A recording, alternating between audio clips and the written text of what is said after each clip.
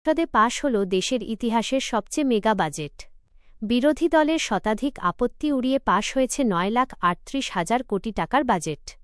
সংসদে বিরোধী দলের একের পর এক ছাঁটাই প্রস্তাব, দীর্ঘ আলোচনা সমালোচনা এবং নানা প্রশ্নের মধ্যেই জাতীয় সংসদে পাশ হয়েছে 2026 ও 27 অর্থবছরের 9,38,000 কোটি টাকার জাতীয় বাজেট।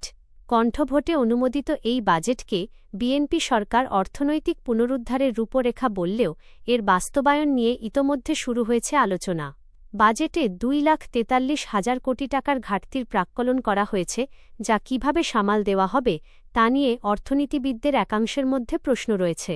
অন্যদিকে সরকার বলছে, প্রবৃদ্ধি 6.5% উন্নীত করা এবং মূল্যস্ফীতি 7.5% নামিয়ে আনা সম্ভব হবে। সংসদে বাজেট পাশের আগে বিরোধী দলের সদস্যরা 1,343টি ছাঁটাই প্রস্তাব উত্থাপন করেন। তবে সব প্রস্তাবই কণ্ঠভোটে নাকচ হয়ে যায়। পরে নির্দিষ্টকরণ বিল পাশের মাধ্যমে চূড়ান্ত অনুমোদন পায় নতুন অর্থ বছরের বাজেট। এটি বিএনপি সরকারের প্রথম বাজেট। বাজেটে 3 আর কৌশল ঘোষণা করে দেশকে $1 ট্রিলিয়ন অর্থনীতিতে উন্নীত করার উচ্চাভিলাষী লক্ষ্য তুলে ধরা হয়েছে। তবে বিশাল বাজেট, বড় ঘাটতি এবং উচ্চ প্রত্যাশার এই সমীকরণ শেষ পর্যন্ত কতটা সফল হবে তা নিয়ে ইতোমধ্যেই রাজনৈতিক ও অর্থনৈতিক অঙ্গনে শুরু হয়েছে নতুন বিতর্ক।